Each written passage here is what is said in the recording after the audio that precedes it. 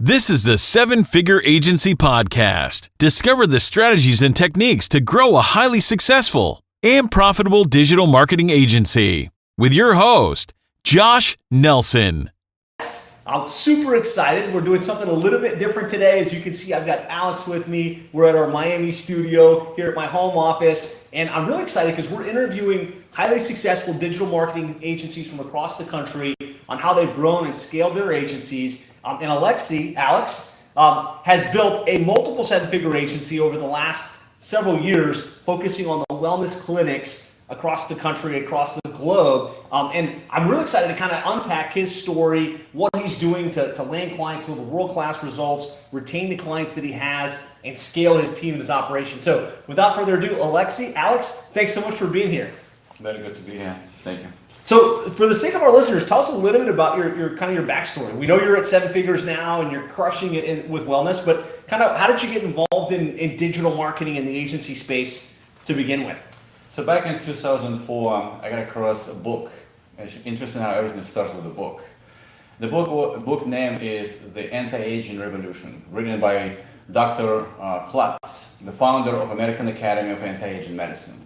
In that book, he was talking about the paradigm shift of medicine that was driven by baby boomers. I mean, a lot of things have been driven by baby boomers. One of them is that. So what happened is baby boomers, as they got older, one thing they wanted more out of anything else is health. Being healthy and live longer. So I was looking at a paradigm shift and I thought to myself, if I can only take a little portion of it, if I can only jump on that wagon, then I'll be set for life. So I started looking into this whole concept of anti-aging and how people live longer. And I joined a network marketing company that was selling supplements and some anti-aging products. And I decided, you know what? If I can only help many people to be healthier and live longer, then that will be my way to take a little bit of that paradigm shift. So I joined a network marketing company. There was a hurricane here in Miami, and we were stuck in the home for a week. So I went online, I built a website, I did some optimization, I put some powerful backlinks to it, and I got ranked on Google #1. And I started selling products, and I felt that amazing success. Like, I'm helping people, they're buying my products all over the country, and I felt really good about it. And that to me was amazing. And then a phone call came in. I had a phone call from the legal department of that network marketing company telling me that, Alex, you can't do that. You can't be above us. Your website doesn't look like our brand. You have to take it down, or we're gonna cancel your distributorship. I'm like, man, I mean, is that not my problem? You guys don't know how to market. Maybe you should hire me. So at the end of the story, I had to shut down the website. My dream went down the pipe, and I had to pack things up, move to Fort Lauderdale. And I took a job at, what an interesting story, I took a job at a medical training company. The company that trains physicians on how to perform anti-aging treatments. So it's a seminar company, and my job was to make sure that I can get as many doctors as possible to those events to learn how to perform anti-aging procedures. Back then, I got an idea, which I presented to my boss, saying, look, we got all those doctors, they have access to so many people, why don't we help them to get more patients, because that's the only thing they want after they learn the procedure. And that was kind of my way to get back into helping indirectly more people get introduced to anti-aging medicine and stay longer and be healthier. So he approved my idea, and it was my first attempt to build a marketing company within an educational company. Well, he was financing all of that. Within a year and a half, we had a successful marketing agency within a company. We had over 300 medical doctors as our customers. We had an internal marketing team. We had some external Venezuelan team doing some stuff there. And that was my first kind of way of knowing how to build a company. It was all successful. I was making phone calls. I was convincing doctors to come in to let us do the marketing. I was managing the team. I was doing all of that, and I realized one day, you know what? If I can put all that effort into my own thing, then I can be just as successful, probably more than what I'm doing for that guy. So I resigned. I went home, and I started building my own company. And so that's a long story of how I got into anti-aging. It was a desire to jump on the wagon of this paradigm shift. And I had a passion for markets, and I had a passion for anti-aging medicine, and that's how it all started. Excellent. So you proved your success working at this other company, decided I can do this on my own. Tell us a little bit about that journey, and kind of, did you decide right out of the gates you were going to work with wellness clinics, or kind of tell us about that journey to actually getting some clientele? So that's where I started. I started helping every doctor under the sun, whatever, it doesn't matter what their specialty is. I was helping them go from an insurance base to a cash pay, because that was a paradigm shift, going from a sickness business to a wellness business. The road was not all straight and successful. In 2014, I got married, my son was born, and the revenue I was generating with my little agency was not enough. So I had to take a job while I was still maintaining agency on the side. And again, very interesting, because I was focused on just that dream. I took a job at a medical practice, a wellness clinic in Aventura, that was specializing in helping people get those medical procedures. For 4.5 years, I was driving medical department, build a company from where they were to a much higher level. And in 2018, I decided to step out and go full speed on my own. And that was very interesting, because that's when I first heard of the 7-figure agency. I got Facebook ad, this event, a roadmap event, you can learn how to build an agency. I saw that you're here in Miami. I'm like, okay, it's just close by. And I went to the event. I was sitting, learning everything. I'm like, you know what? I can do that myself. So I took the book, I went home, I put it on the table, and I hit the ground. 6 months later, I got an email from Najash saying, hey Alex, we're doing the event, would you like to attend? I'm looking back in the booklet that I put on the table 6 months ago. It was in exactly the same spot. I didn't even open it. I realized, you know what? I can't do it on my own, because once I got to my office, the life happened, the business happened. There was no way, nothing happened in 6 months. I felt a little bit discouraged, like, man, I already went there, I already been at the event, can I really go there? So I emailed to you and I said, look, I've already been at the event, can I come again? You're like, yeah, of course, come in. So I came one more time, but this time I came with intention to actually sign up. I didn't want to listen, I already seen it all, I know it's a good place, but I needed help, I needed the support. So I joined a 7-figure agency. It was 1 month before COVID hit.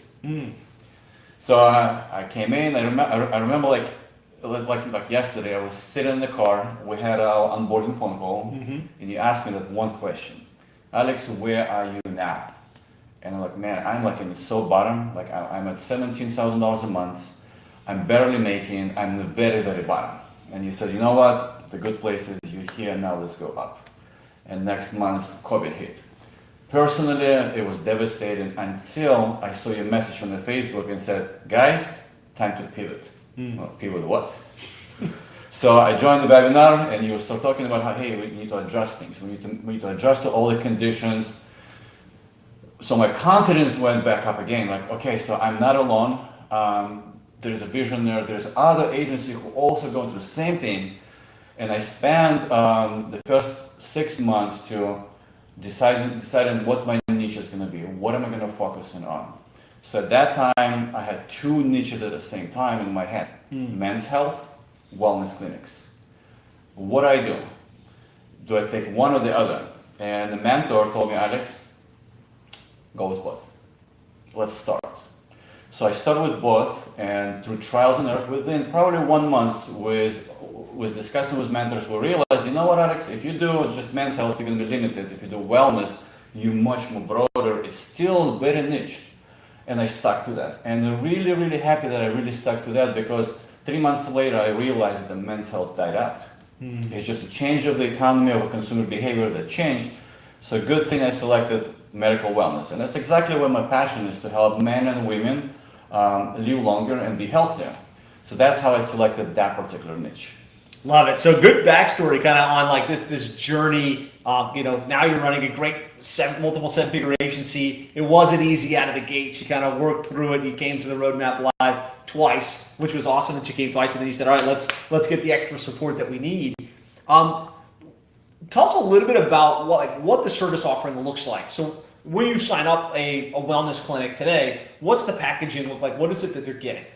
So in the very, very beginning, because this whole thing with offering services changed over time. In the very beginning, I'm like, let's do SEO. Now I know everybody does SEO. So we're looking at the whole operations of the clinic. What's your marketing is like? What is your nurturing is like? What is your sales is like? What is your retention is like? Because we want to optimize the entire journey. Because if I can just give you leads and there is no sales, that diminishes what I do. So our marketing services goes around the whole process. From the marketing perspective and the lead generation, we utilize Google Ads, Facebook Ads, SEO, and GMB. We do that. Then we have a CRM that we build for our clients, where the leads go in, and our account managers are overseeing every day how they manage leads, and we build a structure there to help nurture those leads and chase those leads. From there, we educating them, and I think that's where the biggest help came from us to our clients, with helping educate their staff on how to sell. Because yeah, it's a good thing to get leads, they come in the system, what happens after that? So by helping them to properly answer phone calls, nurture leads, chase leads, contacting them, and book an appointment, have a mindset of, hey, I'm here to book an appointment, not just to have a conversation. I'm here to build a relationship. That would help them a lot to improve our efforts and also improve their bottom line. So we oversee, once we see they don't manage leads very well, we call them. Let's schedule a training session. Let's train you again. I don't care if I have to train them every single month. As long as that helps to success. I love it. I think it's really smart insight, guys. I know a lot of us as digital marketing agencies, we want to do the website or do the SEO or do the pay-per-click, but the most advanced agencies, the ones that grow quickly and that have an amazing stick rate with their clients, aren't just doing SEO. They're thinking, how do we help grow this client? How do we help grow their practice? How do we help grow their service offering? I think you built that into your program, where it's not just generating the lead, it's how do we convert the lead into a sale? How do we look at the full buying journey? How do we turn the one-time customer into a repeat customer? And then how do we train the company themselves to be better at converting those leads and optimizing their opportunities? Amazing. Can you talk a little bit about like what your service offering costs? Like what are you charging clients for these? Even just a range would be helpful. So on the very, very minimum, we don't take a client at less than $5,000 a month on agency fees. Wow, okay. And we require them to have an additional budget for advertising. It could be anywhere from $3,000 to $20,000. We start them with $3,000 and we tell them right from the front, this is just a start. We expect you to grow, we expect you to hustle, we expect you to scale. So we start with 3, then next month it's 5, then it's 7, and we're optimizing their campaigns based on what they convert. On the monthly phone calls, for example, we review numbers. Hey, we spend $2,000 to get your patient for hormone therapy, for example, for that procedure. What did you generate with that at the end of the month? And if we see that they generate more to cover their expense, then we tell them, hey, why don't we scale that up?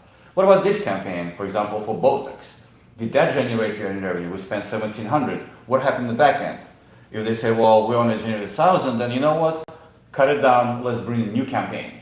So we're constantly optimizing month after month after month, plus it changes with the seasonality. Summer, winter, we have a slow season, so we adjust to another time, but that's our process. So $5,000 on the minimum, kind of goes up from there, plus ad spend, of course. And I think a lot of you guys listening to this, in your mind, you think the most a client's going to pay is $1,000 per month or $2,000 per month. And wellness clinics, I mean, how large are these clinics that you're dealing with? They're not like $100 million organizations. So they could be a very brand new one, just started now, or it could be the one that's been in business for a long time. Now, of course, we'd love to take clients who've been in business for a long time. But if we get a new one and they're ambitious, they're business people, they want to go fast, they have the money to spend, they have a business mind, we'll take them, but everything we tell them up front. Be ready, spend money. Because marketing is like priming the water pump. You got to put a lot of efforts in the very beginning, so that's where your money is going to come in. But after 1 year, I would say 16 months, your momentum is strong, you have a large database of patients who are coming back, it'll be less money to spend than we did in the very, very beginning. Love it. So I think I want to challenge you guys as you're thinking about your program and your pricing. 2 things he said that you could probably apply to your agency. Number one, could you be broader with your service and kind of take yourself out of just the funnel corner or out of just the pay-per-click ads funnel corner and say, like, how do we actually grow their business? And then maybe charge a little bit more, right, if you're having a big impact. So about charging for services. What I've learned by listening to different members of how they run the agencies, that if you don't charge enough to provide a good service, to really do strong lead generation, to be there for them, then you're just doing a disservice to them. That's how I see it. So to me, $5,000, it's enough. I can do all kinds of things. And I tell my clients up front, look, I'm not gonna be just doing white hat SEO for you. I'm not that guy. I'm gonna be upfront with you. I'm gonna do whatever it takes. If I have to do a little gray, I do that. I'll do whatever it takes. If you have a problem with that, you let me know right now, we might not be a good fit. I never heard a client saying, no, you know what, do whatever it takes. You're the professional. I trust you do the right thing to get me what I need. So I noticed if I charge good amount, now I have money to do more things. I can get more training for my team. I can get more vendors coming in to do something extra above what everybody doing already. I can generate more content. I can try Bing ads. I can try different things because I have the resources. Love that. So if you're undercharging your client, you're actually doing them a disservice because you don't have the financial bandwidth to do the extra things that are going to move the needle for the client. Amazing breakdown. If you have questions on that, post it in the comments on like how he structures the program and what the deliverables are. I want to shift gears a little bit. So you're going after these wellness clinics. That's a tough niche because very hard to get their attention. Like, you're not going to cold call, I don't think, into wellness clinics and say, hey, I can help you grow. Let's talk a little bit about what client acquisition looks like for you and how you land these clinics. So when I first decided, okay, this is a niche I'm going to go after, I did cold outreach because I needed to engage myself with them. I needed to talk to as many as possible to get some feedback, to get the language they're using. Well, I did know the language anyway because I worked at one of the clinics for 4.5 years. But I wanted to get up-to-date information because we were in the COVID time. It was different mindset. So I did cold outreach. I did a Dream 100 strategy. There is no category in the wellness clinics. You can't just buy a list of wellness clinics. It doesn't exist. So we had to hire people in India to scrape Google for specific keywords of the clinic. Then they had to go verify each website, make sure that they had services that we want to promote for them, that they're offering those anti-aging services that I want to focus on, that they had a good number size of the clinic, and we narrowed down to 100. And that's it, and I just started making phone calls. I did it myself in the very beginning, recorded a video, sent them a video saying, hey, I reviewed your website, this is what I think is missing, this is what I can help you with, let me know if you're interested. That's it, and that's how I landed my first 5-6 clients, and that's how I got started. As I was moving on, I advanced my strategy. Now we have Google Ads, we have LinkedIn ads right now, which we're experimenting with. But my biggest success came from JV. And it was really interesting because it's a franchise in anti-aging space. That's what it makes me even more committed to help them. What happened is one of them called me and said, hey, I'm having difficulties, I'm struggling for a year, I can't get any business, can you help me? So I reviewed everything he has, and I told him, you know what, unfortunately I can't. I can't take your money because I can't help you. You have a lot of limitations because of your contracts, I can't help you. He called me the next day and he said, Alex, you know what, you're the only guy, only marketing company that did not take my money. Like every marketing company I called, they said, yeah, sign a contract, let's take the money. You're the only one who actually took the time, dived in, looked through everything and told me what my problems are and why it will not work. I trust you. Can you figure something out? I can trust you with my money. So I told him, look, unfortunately I can't, but give me some time. I spent 4 or 5 days just thinking, brainstorming, and in my mind, I came up with a strategy, how I can help him out. And I took him. 3 months later, he became the fastest growing franchisee in the whole franchise, and I got attention. I got attention, and the franchisor called me and I said, Alex, look, I know you went outside of the rules. You went behind everybody's back, which violates all kinds of things here, but you made one guy successful, and can you do that for us? So I actually drove to them, I met them in person, we shake the hand, old school, and and they looked at me and said, Alex, can you do it? So I looked in the eyes and I said, you know what, I can't. And that's it, and now we're the only authorized marketing company. Of course, it makes things a lot easier. The clients come to us preconditioned, there is no negotiations, everything is already lined up, the strategies, the pricing, how it's all gonna work out. So of course, it makes things a lot easier. Love it. So you're only one JV away from a seven-figure Yes. agency. And he's done some cold outreach, proved this model, proved that he could deliver. I think one thing he said, integrity is one of the most important unspoken about things that successful agencies have. Like the willingness to say, hey, look, I see what we can do, or I see that we can't help. In this case, was a game changer for Alexi. And just getting in with that joint venture group. Tell us about how you work that organization. So now that they already look at you and say, wow, you know what you're doing, help us grow the rest of these franchises. How do you work that relationship, and how do you keep the deal flow coming through that main channel? So I explained to them that, look, our relationship is not a traditional marketing company to a client relationship. This is a marriage. Because some of the clients, I don't want to have them. They just not qualified. But I can't not take them. So we have to do whatever it takes. So by explaining to them this is a marriage, they understand my commitment to them. Now, when they do their own presentation to potential buyers, I can also come into that and explain them what the marketing is going to look like. So now I'm more like embedded into the whole buying process. We also support them in the initial process of advertising to get more prospective buyers. So it's more like become like a merge, like we helping them, they helping me to grow. We came to mutual agreement that I'm gonna grow as they grow, so I hire staff to support their needs. So that joint venture really becomes a joint venture. Love it. And so, like, practically speaking here, if you're watching, you're like, man, what can I take away? What can I do with this particular strategy? Is look for the people already selling to the prospects you want to do business with, and find ways to add value, find ways to connect, find ways to educate their community. You're not going to hit a home run with every joint venture you approach, but all you need is one really strong joint venture that can just kind of feed you going forward. So we talked a little bit about your service offering, we talked about how you're landing clients. You do some really innovative things from a sales process perspective, where a little bit different than the average agency, and how you present your services and ask for the business. Can you talk a little bit about that for the listeners? In terms of what? Like your proposal process, Yeah. and how you present and get the deals closed. So there's a book that I like, another book. It's called The Cash Flow Quadrant by Robert Kiyosaki. Great book. The book begins with a story that I followed when I first joined Seven Figure Agency. The story was there was a town, and the town needed water. And they selected two families to bring water to the town as vendors. The one family hit the ground, took the buckets, went to the river, took the water, and started bringing water in. Yeah. Another family left the town, went to the city, talked to architects, build a structure, the whole foundation, how to scale this whole water delivery system. And while the first family was keep taking buckets in, and eventually got tired, and the water was already not as clean in the buckets, and they're missing deadlines, the second family came in and started building the pipelines, filtering system, and was able to deliver clean water on demand anytime.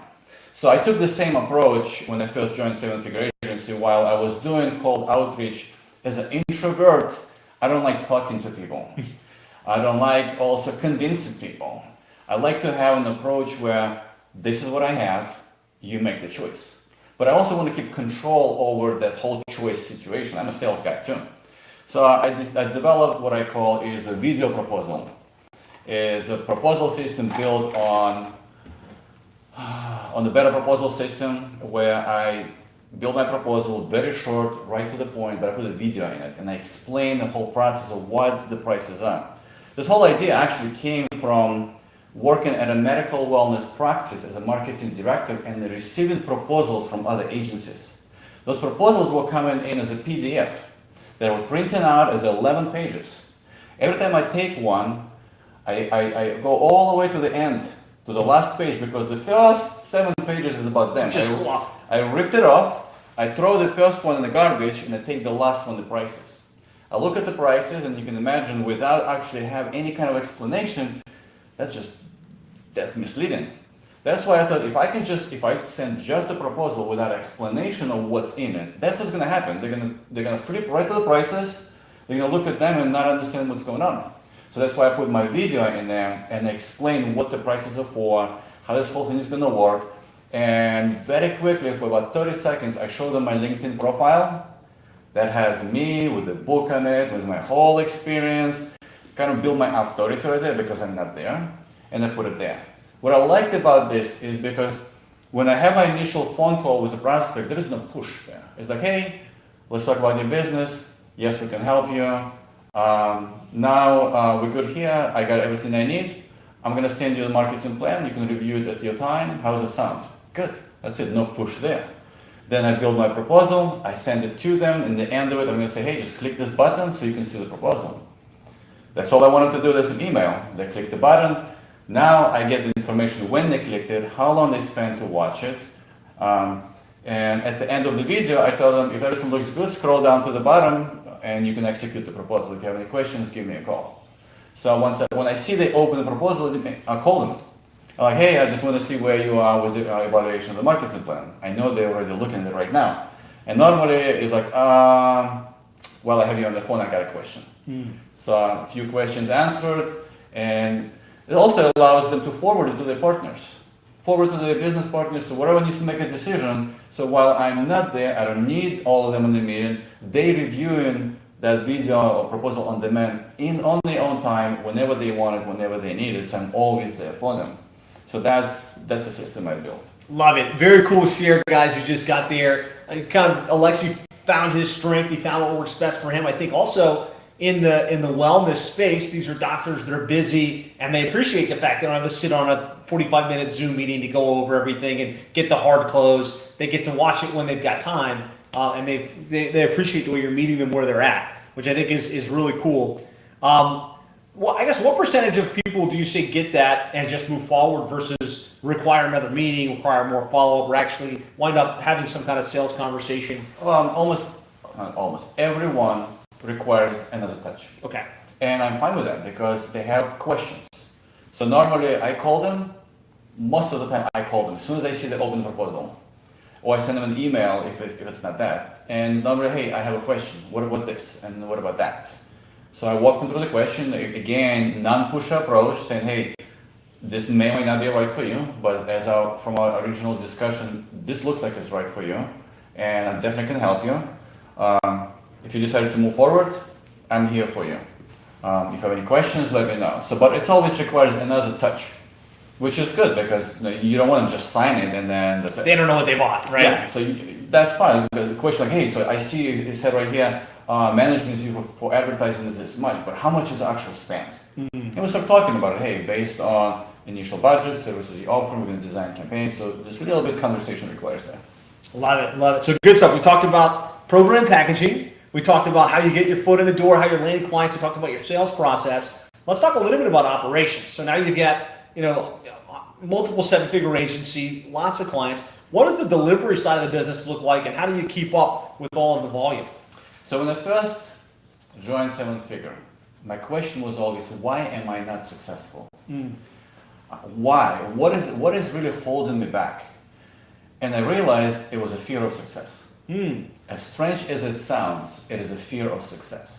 I was afraid that what will happen if I have more than 5 people in my team? How would my business look like if I have more than 10 customers? How am I going to manage all of it? How can I just give what I do to my team that's a fear of success going bigger than what I was, held me down. But being part of the group and seeing others who joined same time as me, or even before me, and they just go and they grow and see how they overcome all the challenges, I was able to see myself be there and be confident that, you know what, I can do that. I can manage that. And if I fail, which I'm not afraid of, I can always ask a question. So when I first started, it was just me.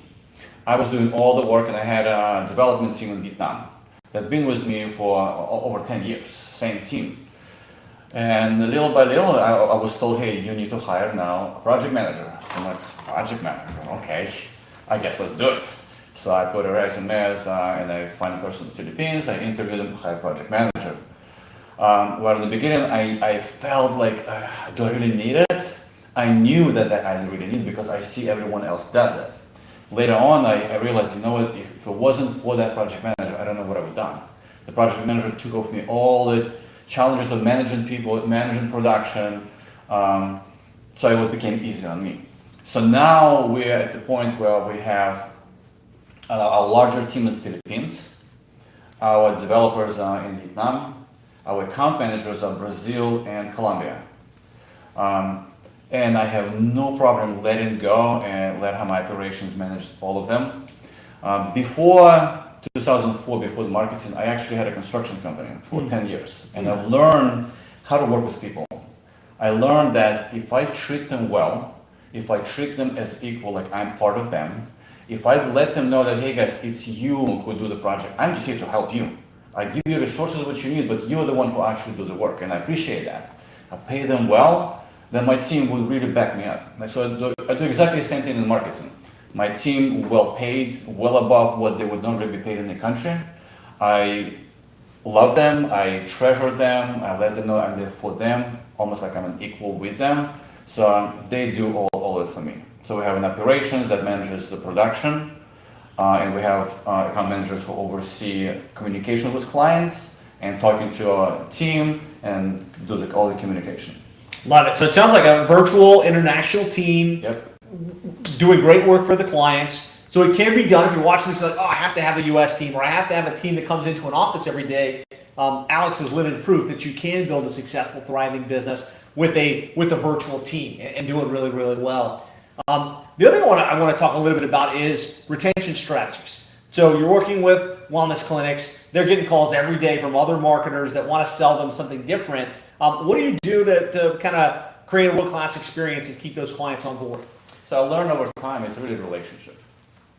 Knowing your clients, them trusting you, giving them results, and when they experience hardships, be there for them. Like for us, summer and winter are the hardest times because everybody's on vacation, nobody wants to get treatments done. Right. So our clients struggling. And when they struggle, they look at me like I'm banking while they're struggling. So what I've done is I create a separate bank account called a rescue account. And I put 2% revenue goes in that account. And it's sitting there for the times when the challenges like that kicks in. We had this summer, for example, 3 of our clients were struggling so badly. So I told them, look, I want to let you know that I am here with you and I understand your struggle. So let me suspend my charges for 1 month and give you 50% of the next month. So to offset a little bit your struggle. The appreciation that comes from that, it's so like the response I got from one of them said, Alex, I so appreciate that, seeing that you are really committed to it. You will not lose clients like that. So that little bit of revenue goes in from you charge a little more, help them when they need to. Not everybody needed it, not all the time. We had just another fiasco when the Facebook changed some things and the client was not had the business for 2 weeks. And they struggle and we're talking, we solved the problem and I told them, look, let me do this for you. I want to let you know that this is a special relationship and it will help you out. So it's a relationship, being able to talk to them freely, hear their problems and respond to those problems that allows you to keep clients for a long time. Now, of course, not all of them stay all the time. Right. We have clients sometimes that eventually things change and they want to go, so we'll let them go. It's fine. I love it. I love that idea of having a rescue fund, right? Sometimes we just eat it. We're like, oh, you know what? We'll put you on pause for a month here. But the way you position it is, look, I've got a separate fund, so you're not going to take a hit necessarily that month, but you're also really teeing up to the client, like you're going to take it out of your own pocket to continue to run their campaign and help them get through the other side. And when they are on the other side, they're extremely loyal. Yeah, it also spreads. Information spreads. Like this. I tell the client, look, this is not something you should tell others. This is just between me and you. Yeah. But what they do spread is that, hey, Alex is a great guy. Just call him. He'll take care of you. Just talk to him. He'll take care of you. So you get a lot of referral and word of mouth business because of that as well. Yeah, I just had recently one client told me, hey, do you know that guy? I'm like, yeah, he's my client. Well, I talked to that guy and I told him that I'm talking to you and it's a lot of money. He told me, just pay it. You get the best guy in the industry, just pay it. Love it. That's what you want, and that's what you get when you deliver world-class results, and you kind of really care about your clients, and those clients know that you've got their best interest at heart. Love that. Mark says, well done, great technique. So we've talked about how you land clients and how you deliver results and kind of what the scaled operation looks like. We'd love to hear what kind of some of the things you've done to position yourself, because outside of the cold outreach and the JVs, you have a lot of great positioning assets in place. So let's just, for the sake of the listeners, kind of talk through how you've gotten people to look at you as the go-to expert in this niche. So my main digital asset is my LinkedIn profile. In my LinkedIn profile, you can see my entire history, from the time when I first learned about this paradigm shift to all the companies I worked with in medical space. So by looking at my profile, you know that I've been in this over a decade. I know this business. I also have a book that is also there, and it's now on my website as a pop-up, so people can go in and see that, hey, this guy wrote a book. So between that and the LinkedIn profile, that's my digital assets to show that I've been around this industry. What's the name of the book? The Grow Your Medical Wellness Practice. Love it. Good stuff. Great positioning. The author, well positioned with all the credentials on LinkedIn. I think you said you're starting to do some speaking now too. And I know I'm a big believer that stage time is money. Time you get an opportunity to stand in front of your ideal prospects, that's going to bring more opportunity. Talk to us a little bit about how you develop that skill and the comfort to do that. I'm an introvert, so speaking doesn't come very easily. But when I get on stage, so that was 2 intensive ago. There was one presenter who was explaining how to actually speak in front of audience.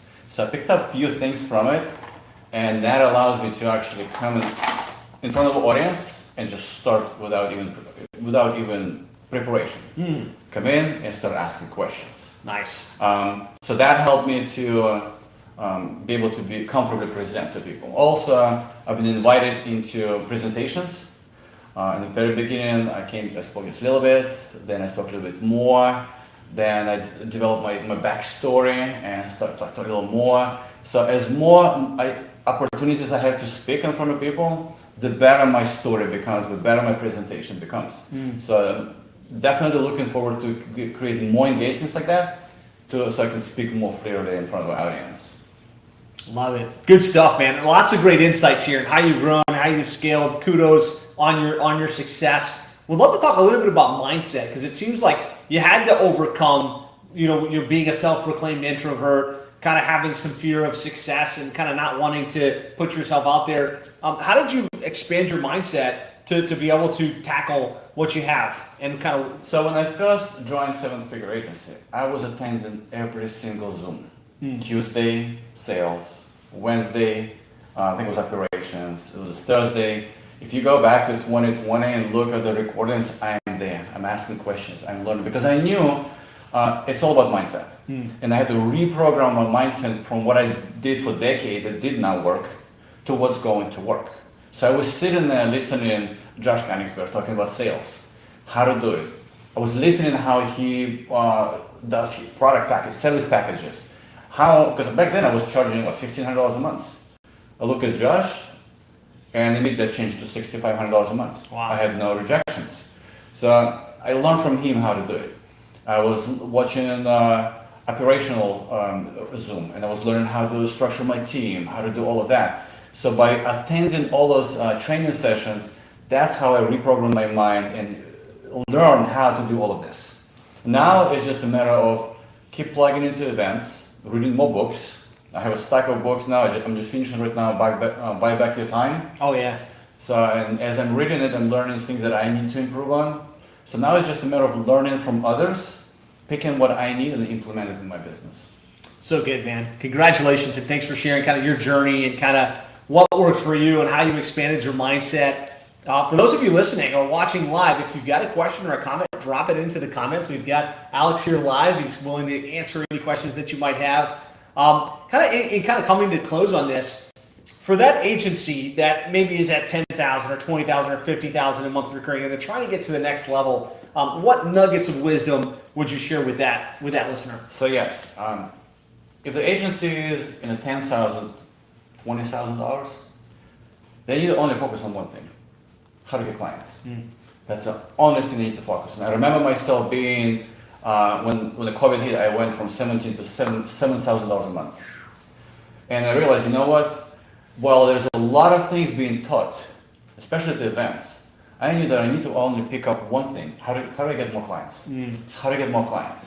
Because that's what really holds back from getting from 10 to 30. How to get more clients. Of course, once you get a client, you got to figure out how to fulfill the services, but focus on getting more clients and more clients and more clients until you hit about 30. Once you hit 30,000, life is really good. Bills are paid, family is happy, but that's not a time to relax. That's time to really press the pedal. Now what you need to do is now you need to make sure you have someone else take on what you do, which is sales, and you start need to looking on fulfillment. What does my fulfillment look like? Because you got all those clients, you don't want to lose them, but you don't want to stop the flow of new clients. So that's the perfect time to get maybe a marketing manager or a salesperson, someone who's gonna work the whole sales process you did. In my case, I was still in the end of the buying cycle. I was still there doing the final presentation, the final shake hand. But in the beginning, at the beginning of the process, I had a person who was sending emails, sending videos. So that's until you reach 30. Once you get 30, you start that. Now the next is a 40. And I remember when I hit 40, I was at the event, and I was sitting next to Nick the marketer, and I was telling him, look, I'm drowning. I don't know what to do. I'm getting leads coming in, I have clients coming in, there's so much work, there's so much communication, I'm drowning. He said one thing that really changed everything. It's always like one person can tell you one thing. He said, Alex, lean on your team. I'm like, I don't have a team. Lean on your team. And that told me, you know what, I gotta build a team. That's when I hired my project manager. And my project manager started hiring people that were missing in the process of delivering the services. So at the 40, focus on your team. Make sure your production is good and your sales is still there. Once you hit over 40, go to 50, 60, now this is a different game. Now you have to step back and say, okay, so what happened in here? What help needs with sales? What's going on with operations? What help needs there? What's my retention look like? What needs to be there? Because now you're stepping back, you have people in place and they do the work. Now after 6 to 7 years, it's a different game. Now you need to scale on all the channels, on all the systems in your company. You just need to make sure they are there. Love it. Amazing breakdown, kind of all the stages and what you need to focus on and what you focused on as you grew. Guys, if you got value from this, be sure to tag Alex. Thank him for sharing out of his abundance mindset, kind of what's working for him and how he's grown. Lots of greats and goods, and thanks for sharing here in the comments. There is a specific question that I want to address, and the question is, what's the number one driver of leads for you for your agency today? Right now is JB. It's JB. number one. So, because Google ads, LinkedIn ads, the leads come and go. They not preconditioned. There's a lot of back and forth. There's pushback. JD, there's no brainer. So now we're looking at to create another JD because it's really amazing. So JV, for those of you that logged in late, is a joint venture. It's somebody that's already selling to the clients that you want access to. And it's one of the fastest ways to grow. If you've got some authority, you've got some results, and you can align with somebody that's already either coaching in your industry or selling the product in your industry and get them to introduce you to their client base, you've just got massive traction that you can tap into. So that's what's working best for Alex. And he's done a great job. Imagine if you can crack one or two more JVs in the industry. Yeah, now I'm thinking I want to have 200 employees. Not afraid of that anymore. So there's no limit anymore. So yeah, now we're looking for a second joint venture and we're pumping up our own marketing with paid advertising. Love it. So good. Well, Alex, thanks for coming to the studio here in Miami and sharing your story live with the group. Guys, if you got value, again, be sure to reach out to Alex. What's the best way? Would they just look you up on Facebook? On Facebook, yeah. The one thing I noticed in this group is all the agency owners who succeed, they love to help. And same for me, I've been absorbing everything in this group for so long, I would love to help. So if anybody needs help, get me on the Facebook, send me a message, I'll connect with you and I'll help you as much as I can. So good, man. Well, thanks for your willingness to share. Thanks for your abundance mindset. Congratulations on your growth and success. Can't wait to celebrate your next milestone as you go to multiple seven figures at this point. And for those of you listening, let us know in the comments what your takeaways were. Be sure, if you're watching this on YouTube, to hit the subscribe button. And we're going to wrap it up there, and can't wait to hear your success stories as you grow and scale and take your businesses to the next level. Thanks so much for watching. We'll see everybody again soon.